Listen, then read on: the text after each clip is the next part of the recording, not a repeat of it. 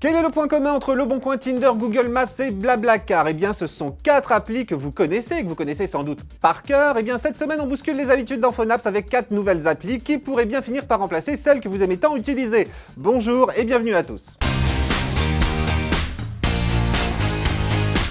La gloire déchue qui avait mis aux enchères un vieux bijou tel que l'a chanté Barbara en 1970 pourrait aujourd'hui revendre son bien sur eBay, Leboncoin, mais non, moi je lui conseillerais plutôt de se rendre sur Katawiki, un site justement à mi-chemin entre le fameux site de vente aux enchères et le tout aussi célèbre site de petites annonces.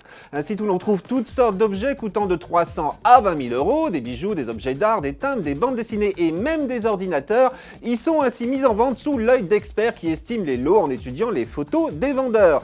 Si vous avez des vieilleries dont vous voulez vous débarrasser, sachant que en plus vous pouvez fixer un prix de réserve comme sur eBay afin d'être sûr de ne pas les laisser partir pour rien, car vous devez savoir qu'en général, une enchère démarre à 1 euro pour une durée d'une semaine. À savoir également, après avoir payé, charge à l'acheteur de contacter le vendeur pour convenir des modalités de livraison, qui n'est pas forcément comprise dans le prix.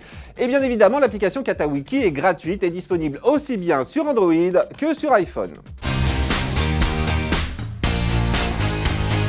Vous avez fait le tour Tinder, vous en avez assez d'Appen, vous désespérez de trouver chaussures à votre pied sur Mythique ou sur Adopte un mec.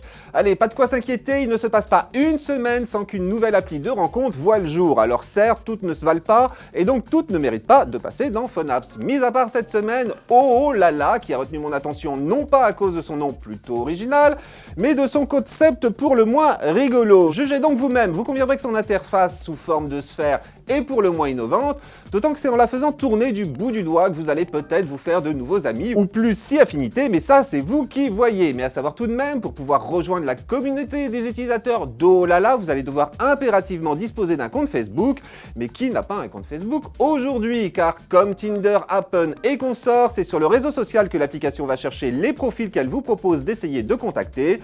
Une fois connecté, votre photo de profil apparaîtra donc à son tour dans la galaxie d'images de l'appli et charge à vous alors de parcourir celle-ci pour retrouver de vagues relations ou bien croiser de parfaits inconnus.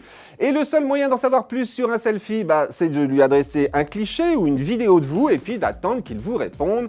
Mais en ne perdant pas de vue que tous vos messages s'autodétruiront au bout de 24 heures. Et voilà, ne me reste plus qu'à vous souhaiter de belles rencontres et à vous rappeler surtout que Ohlala est une application gratuite et disponible sur Android et sur iPhone. Si je vous dis une application grâce à laquelle vous allez pouvoir vous orienter aussi bien à Paris qu'à Marseille, qu'au Népal, en Équateur ou en Croatie, vous me dites Google Maps, bien sûr. Mais si j'ajoute sans connexion à Internet, ni même un accès à un réseau cellulaire, là, eh bien, j'espère que vous séchez. Et sinon, c'est peut-être que vous connaissez déjà Sigic, navigation, GPS et cartes. Une application GPS donc, et dont la toute dernière version intègre désormais les cartes TomTom de 111 pays. Et le point fort de cette appli, c'est que toutes ces cartes sont téléchargeables gratuitement. Mieux encore, vous pouvez même planifier avec des itinéraires, en voiture ou à pied. En revanche, cependant, si vous souhaitez connaître l'état du trafic en temps réel, être averti des limitations de vitesse ou encore visualiser les cartes en 3D, là, il vous faudra passer à la caisse et débourser la modique somme de 19,99 € pour passer en mode premium. Mais à ce tarif-là, sachez que vous pourrez aussi raccorder l'appli à une dashcam, autrement dit une de ces caméras embarquées qui enregistrent tout ce qui se passe sur la route lorsque vous conduisez et qui peuvent s'avérer extrêmement utiles en cas d'accident pour prouver à votre assureur que vous n'étiez pas en tort. Voilà, je vous rappelle le nom de cette appli, Sigis, navigation, GPS et cartes, gratuite dans sa version standard, aussi bien sur Android que sur iPhone. Après Leboncoin, Tinder et Google Maps, pour terminer ce 124e numéro de Phonaps, j'ai décidé de détrôner une autre grande appli devenue tout aussi incontournable. Je vous le disais en préambule tout à l'heure, il s'agit de Blablacar. Alors Blablacar, c'est très pratique pour partir en vacances en mode covoiturage, mais un peu moins parfois pour les petits trajets. Et c'est là que je vous dégaine une autre appli reposant sur le même principe que Blablacar, sauf que celle-là s'appelle WazeUp.